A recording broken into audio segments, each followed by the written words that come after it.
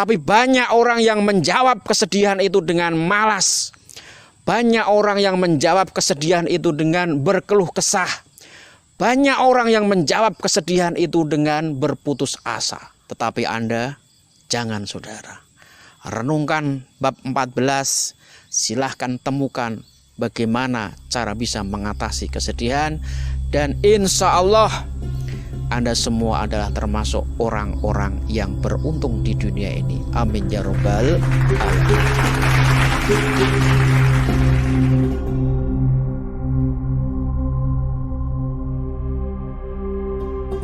Assalamualaikum warahmatullahi wabarakatuh. Saudara-saudara, sore hari ini saya akan mereview buku saya Obat Malas Dosis Tinggi Millennial Edition. Nah, ini ya, Millennial Edition. Ini yaitu Obat Malas Dosis Tinggi yang buku kedua. Silakan dapatkan bukunya di toko buku terdekat maupun di toko online.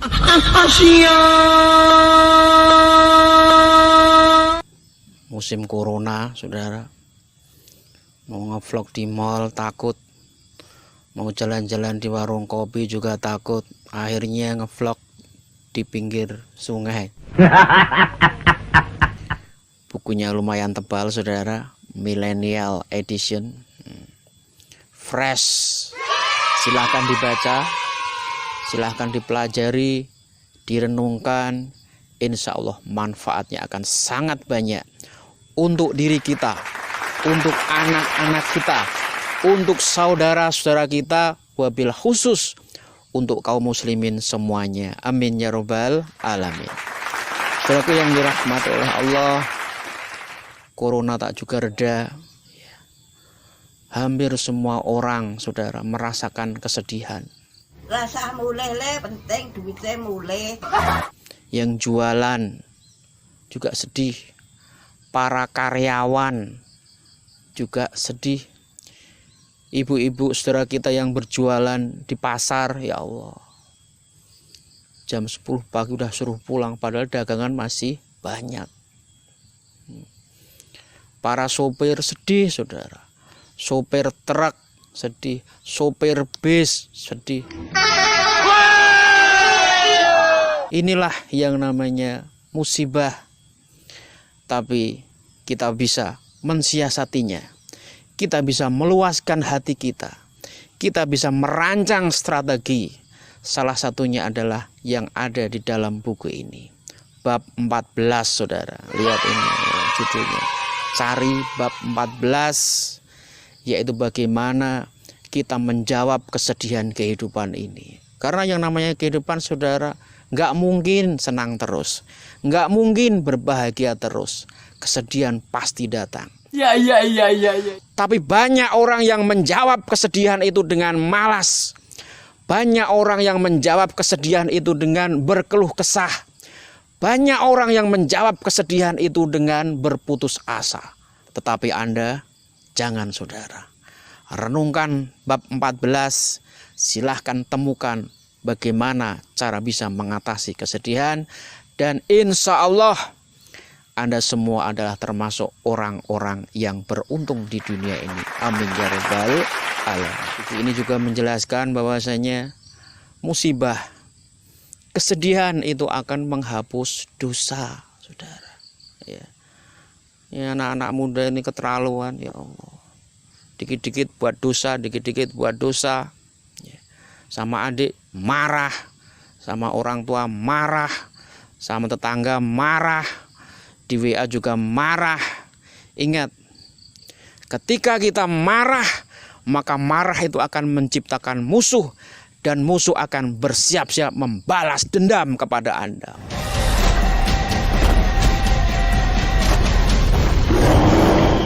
Oleh karena itu janganlah mudah marah. Ya. Kenapa kita menciptakan musuh? Mending menciptakan teman. Oleh karena itu ini ada musibah, istighfar. Moga-moga Allah mengampuni dosa-dosa kita semuanya. Ya, yang lebih bohong. Aduh ya Allah, ini banyak banget bohong, dikit-dikit bohong. Di WA juga bohong, telepon juga bohong. siang bohong, malam bohong, sama orang tua juga bohong. ¿Qué está sucedendo al naso? Istighfar, minta maaf pada Allah. Moga-moga Allah mengampuni kita semuanya. Amin ya robbal alamin.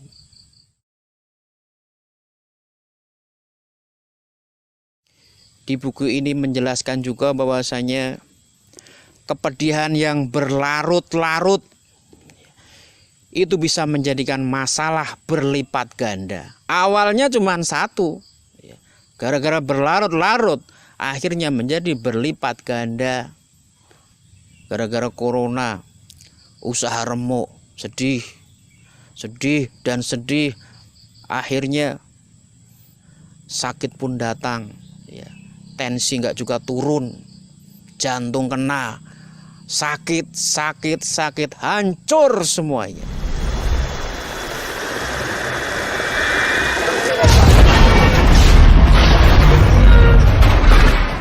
Yang namanya kesedihan, buku ini juga menjelaskan, kesedihan yang berlarut itu ibaratnya seperti mengukir di atas air, saudara.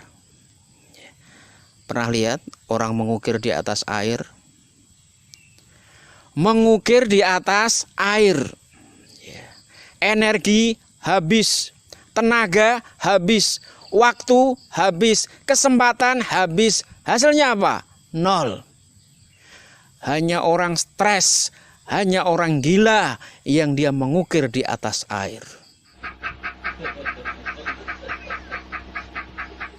Lanjut lagi, kita membahas buku ini, menjelaskan juga bahwasanya kesedihan yang berlarut-larut itu seperti memboroskan waktu dalam kehidupan kita.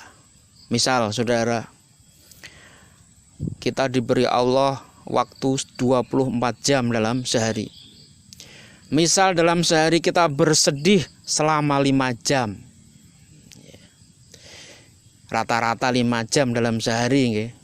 Berarti dalam sebulan kita bersedih kira-kira 150 jam. Hilang entah kemana. Berarti dalam setahun ada kira-kira 1800 jam hilang entah kemana. Dan jika 50 tahun, dalam sehari sedih 5 jam, itu selama 50 tahun, maka kita membuang waktu kira-kira 90.000 jam. Padahal saudara, yang namanya kehidupan itu adalah detik demi detik yang berlalu setiap hari. Oleh karena itu mulai sekarang saudara, sudahlah, tak ada lagi sedih berlarut-larut, sedih biasa saja. Kemudian beraktivitas lagi. Emang apa sih nggak boleh? Sombong amat. Buku ini memberikan solusi sederhana bagaimana saat kita bersedih. Yang pertama adalah ayo kita isi hari-hari, hari-hari corona ini, hari-hari musibah ini dengan 4 hal. Saya singkat, soker go game. Soker go game. Solat, ke kerja, gurau, game, yaitu main. Prioritas pertama adalah solat. Dalam sehari saudara, tolong solat itu menjadi nomor 1. Apapun masalahnya, apapun kesibukannya, saat sholat datang, silahkan menjadi prioritas nomor 1. Kemudian prioritas kedua yaitu kerja. Ya, kalau mahasiswa pelajar yaitu belajar, mencari ilmu. Kerja itu penting saudara, uang itu penting. Ibaratnya uang itu seperti solar atau bahan bakarnya kapal. Walaupun kapalnya gede, megah, tetapi kalau nggak ada bahan bakar, mau kemana? Ya, prioritas pertama ibadah, prioritas kedua kerja, prioritas ketiga adalah berguru dengan keluarga. Musim corona di rumah semuanya, tapi diam-diam semuanya. Si anak main di kamar game, bapaknya main di kamarnya sendiri megang HP, ibunya di dapur sendiri, nggak ada komunikasi. Akhirnya ini bukan rumah tangga tetapi rumah kos. Lihat rumah kos, diam-diam semuanya. Oleh karena itu kita hidupkan bergurau dengan keluarga. Carilah materi-materi yang enak didengar, materi-materi yang bisa membangkitkan senyuman atau tertawa, sehingga yang namanya ikatan keluarga ini menjadi semakin kuat. Jangan sampailah musibah udah datang, corona nggak mau pergi, kemudian keluarga berantakan, tengkar sana tengkar sini, ya Allah. Akhirnya apa? Setan masuk lagi dalam rumah. Kemudian prioritas nomor 4 baru game atau main.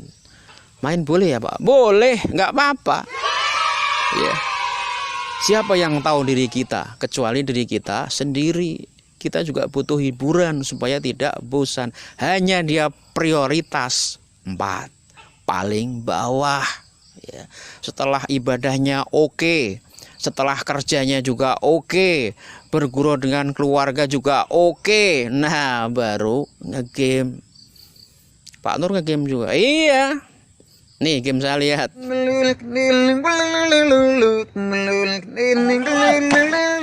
Buku ini juga menjelaskan bahwasanya musibah, kesedihan itu mengenalkan manusia dengan dirinya sendiri.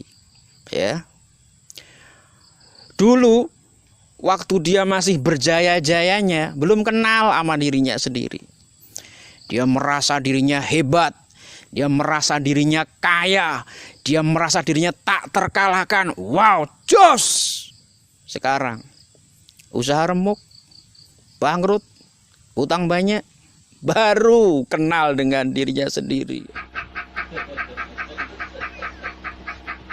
Oh, ternyata manusia itu lemah. Oh, ternyata manusia itu tak berdaya.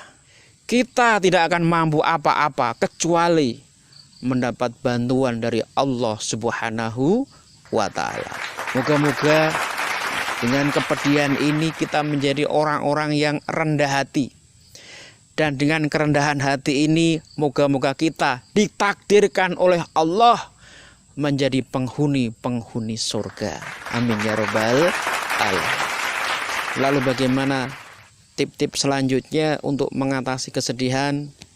Masih banyak saudara, nggak cukup nanti waktunya. Silahkan dapatkan buku ini di toko buku terdekat, di toko online di dekat Anda. Saya yakin dengan kita mencari ilmu, ya, dengan kita mencintai ilmu, maka kepedihan itu akan berangsur hilang, berganti dengan ketentraman hati. Dan ketentraman hati itulah yang akan menjadikan kita berbahagia di dunia maupun berbahagia di akhirat. Selamat belanja, selamat membaca, selamat berjuang. Moga-moga kita semuanya termasuk orang-orang yang sukses dalam perjuangan ini. Assalamualaikum warahmatullahi wabarakatuh.